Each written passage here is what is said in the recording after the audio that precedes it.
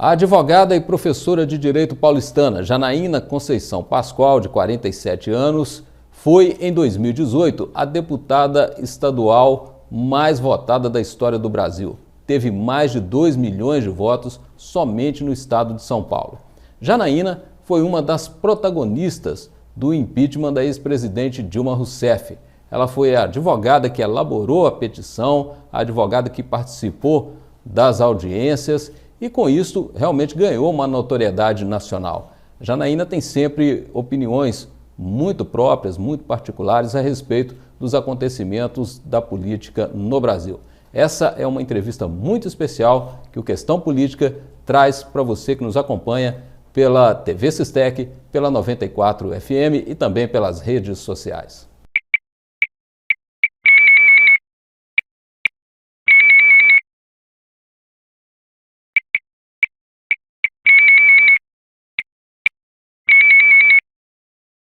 Muito bem. Janaína Pascoal está conosco aqui hoje, deputada estadual mais votada da história no estado de São Paulo. Foram mais de 2 milhões de votos e após uma atuação muito expressiva durante o processo de impeachment da presidente Dilma Rousseff, ganhou muita notoriedade e obteve essa eleição na sua primeira incursão aí pela política. Janaína, muito obrigado pela sua presença aqui conosco. Eu que agradeço, uma honra poder participar e estou à disposição.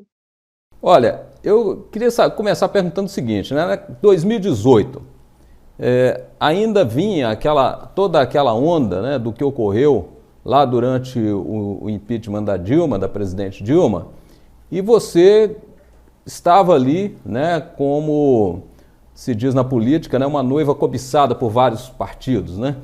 É verdade que chegou a ter um convite para ser candidata a vice-presidente na chapa do Bolsonaro? Sim, foi um convite sério. As pessoas... Eu acho interessante quando as pessoas me perguntam isso, porque foi um processo longo, sabe, de avaliação, de amadurecimento. Isso aconteceu, sim, não foi história para boi dormir, não. E por que vocês não chegaram lá a um acordo, a uma decisão nesse sentido? O ponto central foi a questão da mudança para Brasília, que eu nunca tive um envolvimento político partidário, então para minha família era algo muito traumático e eu não tinha condições de me mudar naquele momento. Eu propus para o presidente assumir a vice-presidência e reativar um escritório que tem da Presidência da República aqui em São Paulo, e eu trabalharia em São Paulo, despacharia de São Paulo e iria para os outros estados da federação a partir de São Paulo e ia para Brasília para substituí-lo ou para participar de reuniões com ele. E houve uma certa resistência, né, a essa minha proposta, e depois também a própria base dele começou a se incomodar com as minhas visões, assim, os meus posicionamentos mais ponderados. Nós fomos amadurecendo até que acabou ficando decidido que não daria certo, entendeu? Sim, tinha alguma pauta específica que vocês não entravam em acordo, em conformidade? Que ele veio conversar comigo na época, que ele queria ver se eu mudava de opinião, que era a diminuição da idade penal. Eu lembro dessa discussão. Tinha algum outro ponto bem específico da área do direito, mas que eu não consigo agora me lembrar. Que ele dizia, não, você tem que concordar. O que era, hein? Eu não me lembro. Eu lembro essa questão da idade penal. Ele tinha, na época, uma proposta de aumentar o número de ministros do Supremo. Aí eu expliquei para ele que isso não seria possível, porque seria interpretado como uma intervenção de um poder no outro. Ele compreendeu, imediatamente ele retirou essa proposta do seu plano de governo. Não foi uma vivência ruim, sabe? Não foi uma convivência ruim ali, o período que a gente teve essa aproximação. Você teve uma boa impressão dele, foi isso? Sim. Bom, Janaína, e aí São 3 anos de mandato já. Como é que foi trocar a sala de aula, o escritório de advocacia, pelo plenário da Assembleia? Olha, eu acho assim, eu não sei se eu vou seguir na política, né? Isso vai ser uma decisão de Deus e do povo, ou de Deus por meio do povo. Eu não sei se eu vou seguir, mas como experiência, né, de vida, como experiência até para fins acadêmicos, foi algo muito positivo. Acho que pude produzir muito, ainda estou produzindo, sejam projetos de lei, sejam participações em CPIs, em comissões, né, temáticas, saúde, Constituição e Justiça, apresentação de vários documentos aqui parlamentares que objetivam fiscalizar o Poder Executivo. Então, eu não vejo pontos negativos, sabe? Fico muito feliz de ter enfrentado esse desafio e de ter essa vivência, assim, acho que só tem ponto positivo. Na história tem muito disso, né? Pessoas do direito que foram para a política e acabaram dando ali uma contribuição na política, depois retornaram para o direito, né? São na história brasileira, então, né? Porque o principal curso, né, na área de humanas era o curso de direito. E muitos se formavam em direito e iam ser jornalistas, né? Iam ser políticos. Mais recentemente nós temos vários exemplos, né? Então Eu também é professor de direito, né? Sim. Que a gente conversou um pouquinho antes. Eu penso assim, né? Sem nenhuma pretensão, vamos dizer, elitista, tá? Mas a formação jurídica, a meu ver, ela é uma das mais importantes para o parlamentar. Porque muita gente acha que a vivência numa casa legislativa ela é eminentemente política. Ela é também política, mas ela é eminentemente jurídica. É muito difícil, sem o conhecimento do direito, você ter percepção do impacto que um texto legal vai ter na sociedade. Eu percebo muito que o parlamentar que não é da área do direito, ele até pode fazer um texto legislativo bonito, com princípios, com ideias, com propostas, mas falta aquele tom, né, do texto cogente, entendeu? O texto que vai efetivamente vincular, entendeu? Então, eu percebo muito como a formação jurídica faz diferença e acho importante os professores de direito que estão nos acompanhando nessa entrevista passarem a trabalhar os seus alunos para entrarem na atividade legislativa, seja como parlamentares ou aqueles que não têm perfil, porque a vida de parlamentar ela é muito exposta, né? Nem todo mundo tem perfil, para se prepararem para a assessoria. Né? As casas legislativas no Brasil precisam de uma assessoria mais qualificada, mais técnica. Né? Então, é uma atividade que eu acho que nas faculdades de direito não se visa muito, né? E é uma falha das faculdades. Eu quando voltar para a sala de aula, acredito que vou voltar muito melhor, sabe? E você tem uma história acadêmica, né, aí na USP, e escreveu livros, produziu ensaios acadêmicos, teses, enfim. E a gente que é da área do direito já te acompanhava há muito tempo, mas o grande público pôde te conhecer durante o processo de impeachment. E a gente que era da área do direito acompanhou a sua atuação técnica ali. E você teve atuou em conjunto na elaboração, né, do pedido de impeachment com dois grandes juristas, o professor Miguel Reale Júnior e o professor Hélio Bicudo. Como é que... são personalidades, assim, a meu ver, muito diferentes. Como é que vocês se uniram, como é que vocês se encontraram e resolveram partir para esse pedido de impeachment? É interessante porque o professor Miguel Reale Júnior foi meu professor na faculdade, depois foi meu orientador no doutoramento, Então, eu tinha já um contato maior com ele, né? Ele era professor titular no Departamento de Direito Penal da USP, eu professora livre-docente, mas é um grau a menos, entendeu? Mas é concursada também, então éramos colegas de departamento. Então, eu tinha, assim, uma longa convivência com o professor Miguel, e o doutor Hélio Bicudo eu conheci às vésperas de de protocolizar o pedido. Tá? Por que eu acabei conhecendo o doutor Hélio? Porque eu queria pedir o impeachment, estava com a petição elaborada, e o professor Miguel, que foi a pessoa que eu convidei primeiramente, não quis entrar. O professor Miguel, ele tinha uma visão muito diferente da minha com relação ao impeachment, tá? Nós até temos visões convergentes sobre a teoria do delito, sobre direito penal, mas no que concerne ao impeachment, num primeiro momento ele era contrário. Aí eu disse assim para ele: professor, se o senhor não quer mesmo entrar comigo, eu vou procurar outra pessoa. E bati em várias portas. A última, que todas disseram não, né? Não vou aqui ficar dando nomes, porque eu acho que é deselegante, mas assim, eu ouvi muito isso. Olha, você está correta, a peça está boa, eu concordo, mas não posso me expor, não posso comprometer meu escritório, não posso comprometer minha carreira acadêmica. Ouvi até que a esposa não ia deixar. Aí eu... Até que eu cheguei na casa do doutor Hélio Bicudo, apresentada pelo doutor Tiago, que é ex-aluno do Lago São Francisco. Mas então foi você que elaborou a petição? Fui eu. E por que você precisava de mais alguém para endossar isso?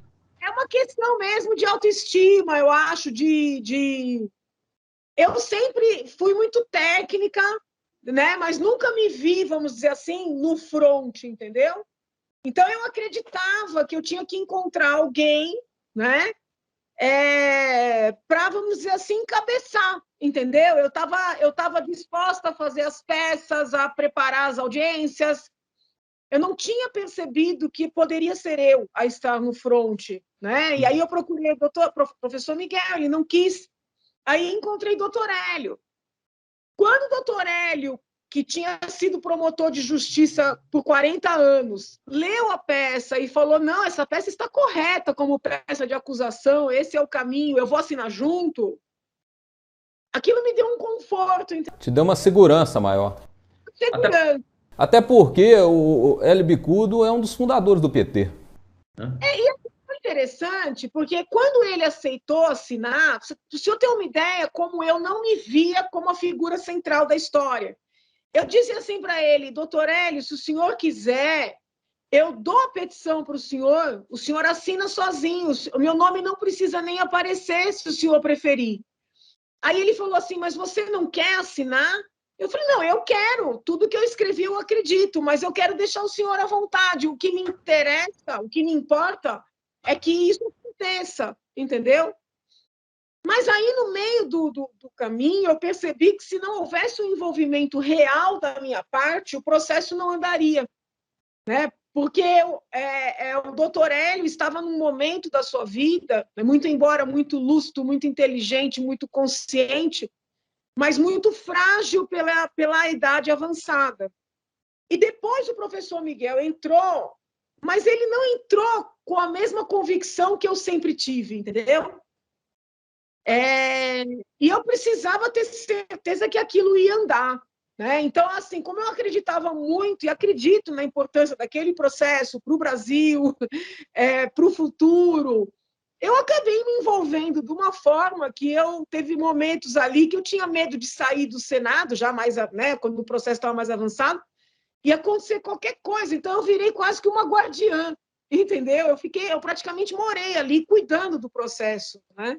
É porque também o processo, quando vai para a prática, é muito árduo, né? É muito árduo. As audiências extensas. E é interessante porque as pessoas acham que o processo de impeachment anda sozinho. Eu vejo, às vezes, sabe, movimentos, ativistas dizerem: não, vamos pedir o impeachment, e acho que aquilo anda sozinho. Não é. né? Tem uma série de atos que precisam ser muito estudados, muito bem elaborados. É um trabalho técnico acima de tudo, né? Então, assim, mas foi uma experiência de vida assim incrível. Acho que foi, tem até documentários aí, o maior processo do país, entendeu? E tem um que você aparece como do lado como se fosse uma pessoa perversa, né? Que tivesse ali. E não é verdade que o vilão acaba tendo mais fama do que a moça. Como tivesse provocado aí um ato de perseguição sem razão. Olha, esses dias o ministro Roberto Barroso, né, deu uma declaração dizendo que a Dilma não caiu por causa das pedaladas fiscais, mas pela falta de apoio político. A meu ver, foi uma declaração que falou uma certa realidade, porque o impeachment é eminentemente um processo político. A senhora acha que com essa declaração ele desmereceu tudo que aconteceu ou foi uma declaração normal que as pessoas deturparam depois? Não, não achei que foi uma declaração assim tão normal que as pessoas deturparam, não. Achei uma declaração extemporânea, né? Falo isso muito respeitosamente e não digo que tenha desmerecido, porque é um direito dele ter a percepção dele, a análise dele, eu respeito, mas é um processo, né? O impeachment em teoria e aquele processo na prática que tem uma perspectiva política, claro que tem, mas a raiz é jurídica, né? E nós cuidamos de demonstrar esse lado técnico-jurídico muito consistente, com perícias, com depoimentos, com documentos, com a investigação do MP de Contas. Então, eu realmente, claro, não concordo com a manifestação do ministro, respeito, porque nós estamos numa democracia, mas não concordo. No passado recente, eu já tinha tido uma divergência jurídica, tá? Não é pessoal, com o ministro Barroso, quando ele, na condição de advogado, antes de ser ministro, defendeu que o senhor Cesare Battisti permanecesse no país, e eu me manifestei, depois de estudar o processo, pela extradição, né? Pela legitimidade do pedido de extradição e pela correção da extradição. Então, houve ali já uma visão divergente, do ponto de vista jurídico, mas também, né, com alguma implicação política. Isso é da democracia, né? Mas eu confesso que achei um pouco extemporâneo o ministro dizer, né, dizer o que disse naquela oportunidade. E estranhei um pouco ter sido assim uma semana, né, vamos dizer assim, de revisionismo, entendeu? E eu até fiz uma brincadeira, falei, mas se todos estão convictos de que foi um processo sem, vamos dizer assim, sem um fundamento jurídico, basta o PT lançar a ex-presidente Dilma candidata, né? Tanto a presidente propriamente ou a vice do ex-presidente Lula, e não é o que eles estão fazendo, eles estão escondendo a ex-presidente. Essa declaração do ministro Barroso alimentou esse discurso, né, que o PT usa muito, de que foi um golpe, né? Acabou ressuscitando isso. Mas, assim, eu acredito que eu vou ter que conviver, né, com essas leituras divergentes a minha vida inteira. E, com a graça de Deus, eu sou uma pessoa de espírito democrático e estou preparada para conviver com essa divergência, mais esta divergência. Eu lembro que você, logo depois, foi dar aula, né? O pessoal colocou lá no quadro, chamando de golpista. Eu acho que isso foi te dando também uma segurança maior para enfrentar esses debates com naturalidade, não? Na faculdade, eu sempre tive uma visão muito minoritária, né? Então, por exemplo, a USP é um ambiente em que se defende muito a legalização da venda de drogas, eu sou contrária. Se defende como direito fundamental a legalização, não só a descriminalização, a legalização do aborto, né, sem nenhuma restrição. Eu sou contrária, fui ao Supremo Tribunal Federal sustentar contra esse pleito, que é do partido do PSOL, inclusive, que o PSOL ajuizou uma ação com essa finalidade. A USP é um ambiente assim que tem muito preconceito contra militar, eu sempre fiz um contraponto lá dentro. Então, eu me criei, vamos dizer assim, né, num ambiente hostil aos meus pensamentos. Né? Que bom, como que eu tenho esse... Isso é bom, né? Vai dando mais segurança. Eu sempre falo o seguinte, eu acompanhei muito de perto também o impeachment do Collor, né? Já tinha assim, eu já trabalhava até na imprensa e acompanhei aquilo e vi depois o tanto que eles, a imprensa de um modo geral, falava do advogado Evandro Lins e Silva como sendo o advogado do povo, o advogado que enfrentou lá o processo de impeachment, e depois, no processo da Dilma, eu vi a diferença de tratamento que é da imprensa com relação a você, que era muito mais hostil. E eu falava na época, o Evandro Lins e Silva, que foi um dos mais brilhantes advogados do Brasil, não resta dúvida, foi ministro do Supremo Tribunal Federal, ele chutou cachorro morto. A Janaína enfrentou o maior partido da América Latina, que com ramificações, né, nas universidades, ramificações nos sindicatos, movimentos populares aí, né, MST, MTST, tudo apoiava, dava sustentação ao governo do PT. E você enfrentou um desafio muito mais difícil do que o Evandro Lins e Silva na época. Eu cheguei a me manifestar nesse sentido, porque era o que eu percebi. Mas eu acho que isso tocou no ponto, entendeu? Os formadores de opinião no Brasil têm um viés bem mais esquerdista, né? Alguns até se apresentam como centro, mas quando começa a se conversar, então lá o Collor representava a direita, né? O PT ainda representa a esquerda, muito embora seja uma esquerda, como é que eu posso dizer assim? Que quer muito para si, né? Quer muito para si. Que é uma hegemonia, né? Pretende uma hegemonia na esquerda. A imprensa é muito dominada pela esquerda, as universidades, entendeu? Alguns por ideologia, outros por interesse, porque também tem muito dinheiro sendo distribuído, né? Na época, muito mais. Então, eu acredito que seja parte desse movimento. Foi por isso até que eu decidi enfrentar, porque eu senti que ninguém enfrentaria, né? Que era necessário fazer isso pelo nosso país, entendeu?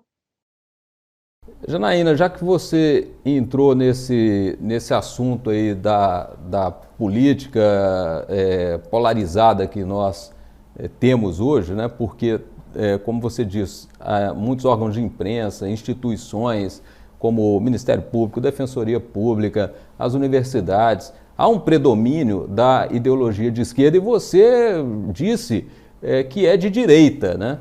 Você teve a coragem de assumir isso. E eu li alguma coisa que o professor Miguel Reale até ficou um pouco chateado com você, te identificando com o bolsonarismo. O professor Miguel Reale, que tem uma ligação com o PSDB de longa data. Aconteceu isso mesmo? Vocês pararam de se falar? Houve um afastamento, mas não foi por força do Bolsonaro, até porque, naquele momento do impeachment, com todo respeito ao presidente Bolsonaro, ele não teve participação nenhuma, entendeu? O presidente Bolsonaro não teve... Então, assim, o afastamento que houve teve a ver com o processo de impeachment, né? Nós, internamente, divergíamos muito. Houve momentos em que o professor achou que era caso de retirar o nosso pedido para prestigiar um pedido da OAB, e eu disse para ele, sempre de maneira respeitosa, porque eu sou assim, eu falei, professor, não tem sentido retirar um pedido que já está recebido, que já está em andamento, em prol de um pedido que ainda vai ser protocolizado. Qual é a garantia que esse novo pedido vai ser aceito? Então, ali, o nosso afastamento se deveu ao próprio processo, às divergências internas, não a questão do Bolsonaro. Quando eu apoiei o presidente Bolsonaro, e o professor Miguel nunca gostou dele, eu acredito que tenha havido um acirramento, entendeu? E aí o professor pode, eu não sei se ele fez essa declaração, mas ele pode ter declarado em alguma entrevista algum tipo de decepção, mas o afastamento ele é anterior a 2018. Correto. Dando sequência, então, aqui à nossa conversa, né? Eles chegaram a falar, na época, que você recebeu honorários do PSDB para atuar nesse processo de impeachment. Lembra disso? Não, mas é mentira. Isso é mentira. Na verdade, até fiquei preocupada, porque num momento anterior, tinha trabalhado com o professor Miguel num parecer, entendeu? E eu decidi tomar a iniciativa por conta própria, pagando passagem, pagando hotel, tudo do meu bolso, porque eu percebi que se eu dependesse entre aspas, oposição, nada ia acontecer. Eu acredito até hoje, olhando daqui para trás, que quando o PSDB chamou o professor Miguel para falar que queria aparecer, e ele, como precisava, né, de alguém para fazer ali, me convidou, eu acho que eles não fizeram esse pedido com desejo do processo acontecer, mas para poder ter um parecer contrário, entendeu? Porque o professor Miguel apresentou um parecer contrário ao impeachment. Eu fiz toda a pesquisa, elaborou, mas ele não quis concluir que cabia impeachment. Então, eu acho que o objetivo do PSDB foi ter um parecer contrário do professor Miguel Reale Júnior, para dizer para aqueles membros mais jovens, olha aqui, ó, o professor Miguel está dizendo que não cabe, entende? Só que eu estava convencida de que cabia. E eu tentei convencer o professor o tempo inteiro. Quando eu acompanhei numa reunião para apresentar o parecer, eu falei claramente que eu não concordava com a conclusão que o professor tinha alcançado, de que não cabia. Está compreendendo? Então, assim, o PSDB não tem nada a ver com isso. Absolutamente nada. Pelo contrário. Mas vamos lá. Então, nós chegamos aí em 2018, que foi o período eleitoral. A gente viu o que aconteceu. Havia todo aquele sentimento antipetista, né? Veio o Bolsonaro, saiu lá de trás nas pesquisas e foi crescendo, virou aquele fenômeno. A gente viu em 2018 um fenômeno muito interessante, que foi uma campanha política muito barata. Os candidatos conseguiram se eleger usando basicamente as redes sociais, porque estava realmente ali ocorrendo um fenômeno diferente. E aí passou, né, a impressão de que nós teríamos campanhas eleitorais que fossem custar menos para o pagador de impostos, né? É possível, viu? Eu acho que é possível, que é viável. Eu acho que esse fundo, da maneira como foi estabelecido e elevado, não se justifica. Pois é. Prestigiando os maus quadros, entendeu? Pessoas que não têm trabalhos a mostrar. Então, infelizmente, houve um retrocesso nessa temática. Pois é, eu ia realmente perguntar sobre o fundo eleitoral, qual é a sua opinião, porque esse dinheiro passou a chegar nos partidos sem qualquer filtro, de uma forma assim, muito fácil e muito dinheiro. E os partidos que já eram, né, voltaram a ser balcão de negócios. Né? E o gasto dos partidos também não é fiscalizado, entendeu? Pois é. A instituição não é fiscalizada, né? E é dinheiro público. Então, um gestor, alguém que é eleito prefeito, governador, presidente, é muito mais fiscalizado do que um presidente de partido, mas o dinheiro do partido também é público. Isso. Então, assim, eu vejo com muita tristeza o que aconteceu depois de 2018. E uma coisa que você sempre defendeu, que eu já ouvi você falar em várias oportunidades, é a possibilidade de se implantar no Brasil candidaturas independentes. Sim, eu inclusive fui ao Supremo Tribunal Federal num procedimento que é presidido pelo próprio ministro Barroso. Ele fez uma audiência pública, eu fui ouvida e defendo as candidaturas avulsas, não contra os partidos. A ideia não é acabar com os partidos, mas é criar uma concorrência do bem, entendeu?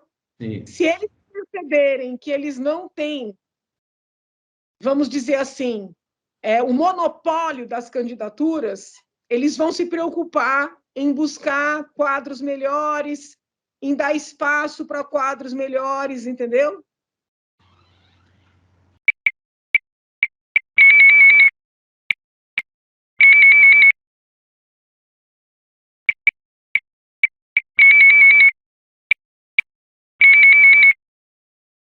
E por falar nisso, né, nós estamos aí já caminhando para definições relacionadas à eleição presidencial, né? E a gente, pouco antes aí você falou que está um período de revisionismo, né? E o maior deles é a volta do Lula se candidatando, depois de uma série de manobras que acabaram anulando os processos da Lava Jato. O Lula vai se candidatar de um lado, o Bolsonaro de outro, e o Sérgio Moro tenta se apresentar como uma terceira via. Eu vejo aí movimentos, talvez o Dória, Eduardo Leite, alguns outros aí, mas a gente já está vendo assim as discussões caminharem para Lula, Bolsonaro e Moro. Como é que você está observando esse quadro aí?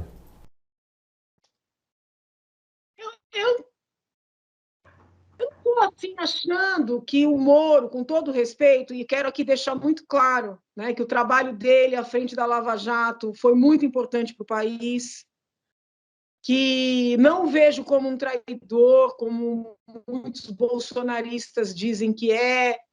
Acho que ele é vítima de uma perseguição, tá?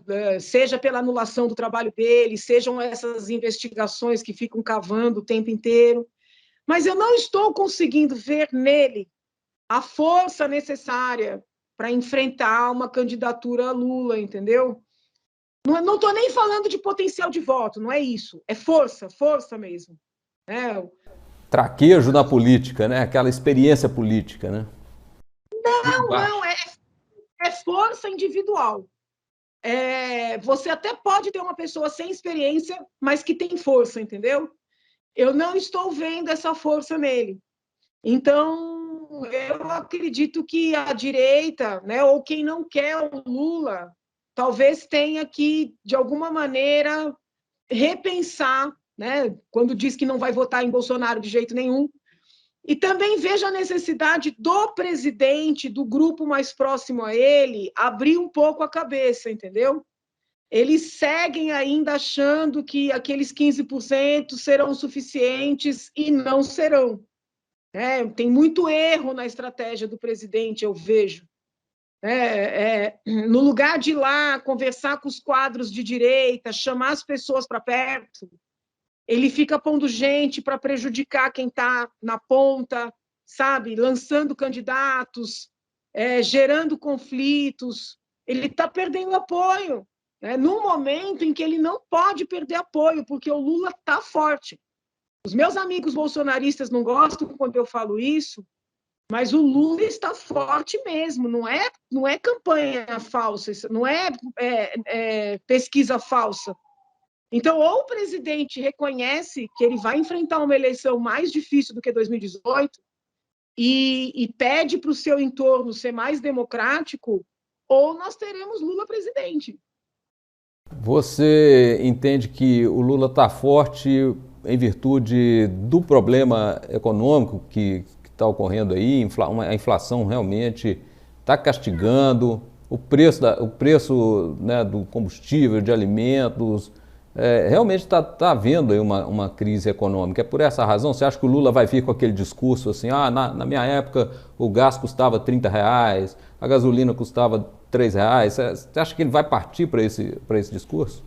Não, com certeza, isso sim, né? Ele vai fazer esse discurso. As pessoas estão sentindo o aumento dos preços, isso é fato. Mas não é só isso, né? Porque eu acho que falta humildade no grupo do presidente também, entendeu? Falta humildade. Eu tenho conversado com muitas pessoas e a dinâmica do presidente, das pessoas que o cercam, é uma dinâmica quase que os outros têm que pedir por favor para apoiá-lo, entendeu? Então, se não mudar esse egocentrismo, né, a chance do Lula voltar não é só pelo discurso dele, é pela incapacidade da direita. Tá havendo então, divisões na direita. Essas divisões são fruto de quê? Não é só problema ideológico. Parece que tem mais alguma treta ali, briga por cargos, né, por poder. Isso já está ocorrendo, né? Vou dar um exemplo objetivo. Tá? Nós temos ali o Ronaldo Caiado, governador de Goiás. Sim. Nós temos o ACM, governador, que quer ser governador da Bahia. Não é hora do presidente Bolsonaro sentar com ambos, entendeu? Que já o apoiaram lá atrás, fechar apoio mútuo e indicar os nomes dele, né, como o Major Vitor Hugo, o outro ministro, que eu acho que é João Roma, para o Senado? Não é hora de fazer essa tratativa? Apostar naqueles políticos mais experientes, né? Não é só mais experientes políticos que são mesmo de direita, entendeu? Não é uma questão de experiência, é uma questão de gente que já foi testada, entendeu? Isso, são políticos alinhados ideologicamente com ele, mas e que têm maior nome, maior projeção, né? Então, aí ele vai lá e quer lançar gente para atrapalhar a eleição dos caras, entendeu? Então, assim, na minha visão, posso estar equivocada, é uma falta de estratégia. Ele acaba afastando as pessoas. E isso pode custar muito caro, né? Do Brasil. Pro Brasil. Com relação ao Moro, você acha que ele está muito assim monotemático, né? Ou seja, ele só fala de corrupção e um candidato a presidente deveria falar de outras coisas, ter também propostas em outras áreas? Não é só isso, ele propõe pouco, ele fica num discurso muito repetitivo, muito... Pedante? Eu não acho que ele é pedante, eu acho que ele é fraco, entendeu? E ele está sendo assim, muito dominado por figuras... Poxa vida, eu acho que um presidente ele tem que liderar, entendeu? E não ser liderado, né? Eu vou falar uma coisa aqui, assim, é algo que eu observo, ocorreu tanto com relação a você, que esteve protagonizando o processo de impeachment, e ocorreu com o Moro também. Eu observava que você estava fazendo um trabalho ali muito técnico, e sempre achei que também o Sérgio Moro era um juiz muito técnico. E o PT, de forma assim, muito inteligente, atraiu vocês para a política, que é a arena onde o PT sabe jogar muito bem.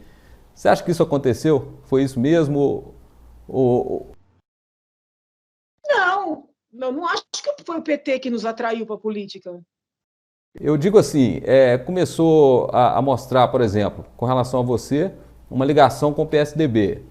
O Moro, eles acusavam também de uma ligação com o PSDB, falavam que ele tinha era até um agente da CIA, e começaram saíram do discurso jurídico, saíram do discurso meramente de defesa jurídica e partiram para uma politização. E que isso deu certo, porque vocês chegaram uma hora e falaram assim, o jeito é ir para a política também.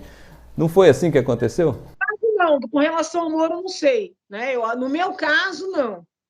Eu percebi que eu ia ter muita dificuldade para seguir denunciando o que eu entendia que deveria ser denunciado, sem ter um ambiente para falar, entendeu? Então, eu vim para o parlamento para poder usar a tribuna, literalmente isso.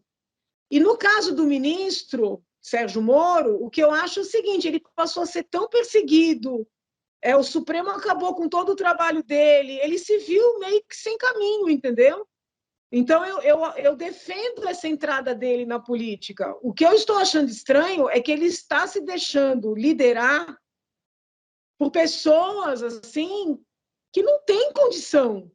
Né? Então, eu sinto fraqueza mesmo, sabe? Não sei se ele está fragilizado porque é muito atacado, injustamente atacado, mas eu não estou conseguindo ver a força necessária para enfrentar a eleição que a gente vai precisar enfrentar, que não vai ser brincadeira. Você acha que o Moro no Ministério da Justiça mandou bem? Por exemplo, uma coisa que é da nossa área, aí, o pacote anticrime. Você acha que foi positivo e que ele poderia apresentar isso como bandeira? Com policiais, com procuradores da República, membros do Ministério Público em geral, que tiveram mais contato interno, tá? Porque muitas coisas acontecem nessa área que não podem ser publicizadas. Sim. Os testemunhos são muito positivos do trabalho dele como ministro. A questão do pacote anticrime, eu tenho uma leitura, eu sou muito da linha do Santo Tomás de Aquino, é melhor não mexer, porque se mexe pode piorar. Eu, no lugar dele, não teria brigado tanto por esse pacote, porque ele acabou abrindo uma porta ali no Congresso para eles alterarem para pior, entendeu? Mas aí é uma diferença, vamos dizer assim, de ideologia no direito, tá? Eu tenho mais a ideia de... Meu trabalho legislativo é muito mais um trabalho de segurar as modificações ruins do que querer abrir porta para mudar, entendeu? Sim. Isso realmente tem que ter muito cuidado para mexer numa área tão sensível como é a legislação penal, né? Realmente pode acontecer coisas diferentes daquelas que eram projetadas no início, né? E isso aconteceu no pacote anticrime. Bom, com relação a gente observa a sua fala, eu particularmente paro para ouvir, né? E você elogia quando entende que é para elogiar, você aponta críticas quando entende que é para apontar críticas, isso para mim é um sinal de independência. Mas eu acompanho lá no Twitter, né? O pessoal te ataca muito lá e fala que você parece a Ruth e a Raquel da novela. Uma hora é dupla personalidade, né?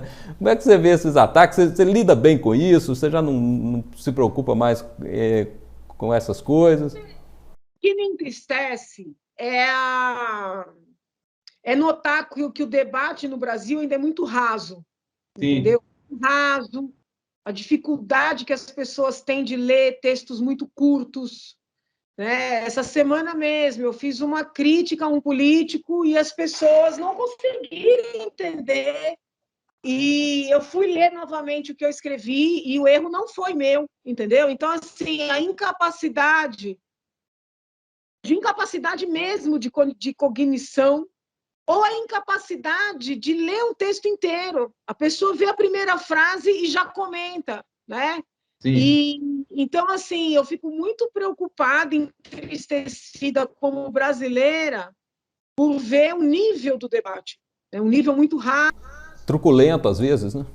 Os próprios textos dos jornais são muito superficiais. Pode reparar que, de um tempo para cá, o jornalismo ele acaba se reduzindo a dizer fulano disse tal coisa, Beltrano disse tal coisa. A análise está muito carente, assim, a gente está carente de boas análises, né? Então, eu vejo assim, um retrocesso intelectual, né, infelizmente, no debate público. Mas, com relação aos ataques, o que você vai fazer, entendeu? Eu prefiro pensar assim, o mal está no outro, não em mim, então deixa isso aí com ele, né? E por que você não segue ninguém lá no Twitter? Primeiro porque eu gosto de ter meu pensamento, eu gosto de pegar os textos, eu ler, eu tirar as minhas conclusões, eu passar a minha ideia, né? E quando você começa a seguir muita gente, às vezes aquilo te contamina. Esse é o primeiro ponto. E no segundo aspecto, como é que você explica seguir A, não seguir B? Sempre vai ter alguém magoado, né? Então eu decidi não seguir ninguém. Interessante aí o seu posicionamento. Bom, a gente já está caminhando aí para o encerramento, Janaína. Eu só queria saber agora o seguinte, olha, você passou então nós está indo para o 4º ano aí como deputada estadual em São Paulo, explicou que, né, eu acredito que você teria condições de ser deputada federal, à época, né, até outro cargo, aí, chegou a ser cogitada para vice-presidente né, na chapa do Bolsonaro. Enfim, aquele era um momento. Parece que, em termos de popularidade, aqueles que se identificavam com a direita estavam vivendo o seu auge. Não só você teve uma votação expressiva, mas outras pessoas também. O próprio Eduardo Bolsonaro, Joyce Hasselman e vários outros. Essa onda varreu o Brasil. Então nós passamos aí 3 anos e hoje parece que há uma diminuição, né? Isso está se assentando, né? A curva está, né, baixando. Qual vai ser a sua estratégia para 2022 agora? Estratégia, né? Eu vou seguir falando o que eu penso, defendendo o que eu acho correto, divergindo do que eu não acho bom, trabalhando aqui, né? Estou aqui na Assembleia agora, venho aqui todo santo dia, apresento os meus projetos, uso a tribuna praticamente todo dia. Então, vou seguir trabalhando, mostrando esse trabalho, e aí, como eu venho dizendo, Deus decide por meio do povo, né? Não tem muito... Não gosto muito dessa coisa de marketing, sabe? De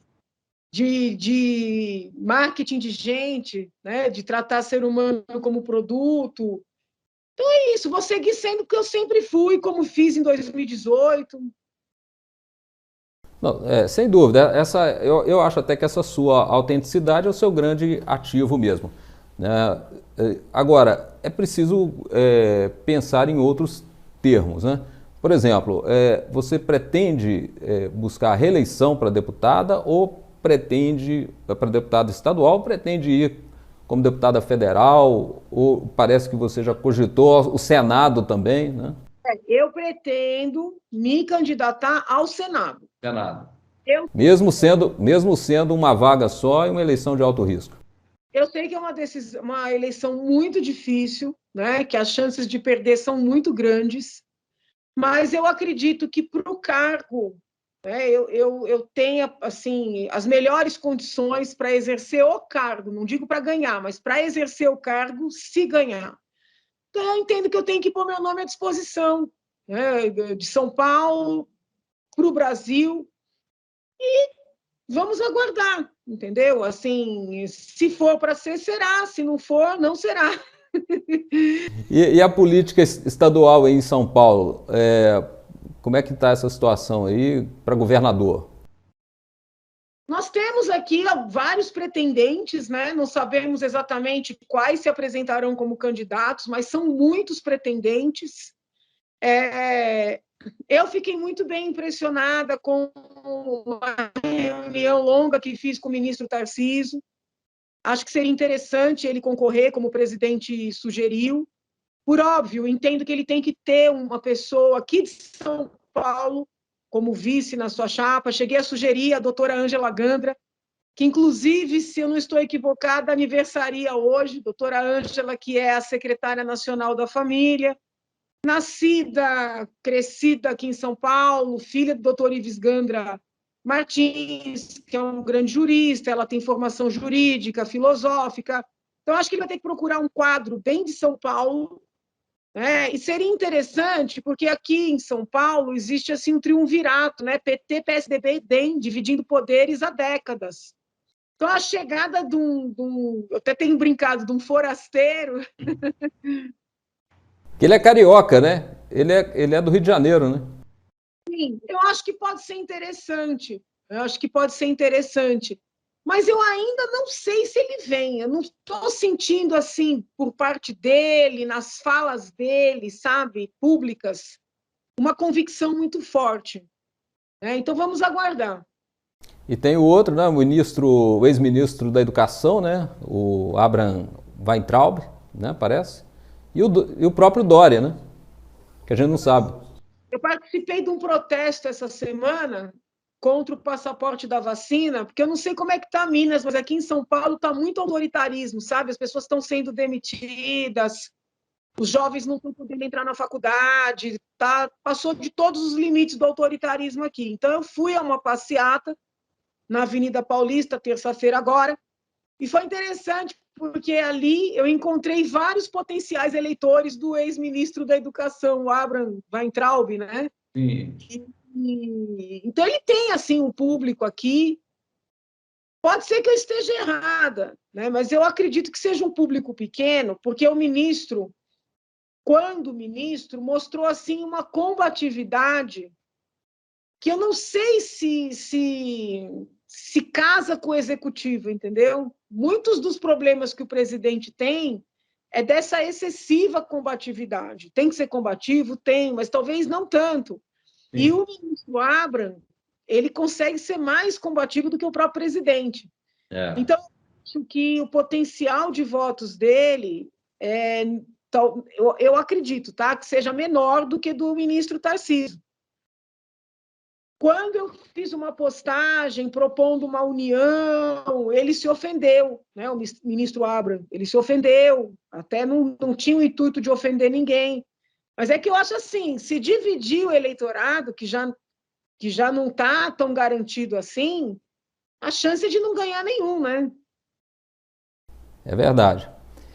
Bom, Janaína, para nós foi uma honra te ouvir, né? Sempre você fala muito abertamente, né, sobre as coisas, não foge de nenhuma pergunta e a gente está sempre aqui à disposição e desejando a você sucesso no seu futuro político e se não der para voltar, né, não der para se eleger aí pelo que você está pretendendo, volte para a academia, porque suas produções realmente contribuem bastante para a ciência do direito. Um abraço. Obrigada, saúde, fiquem com Deus. Valeu.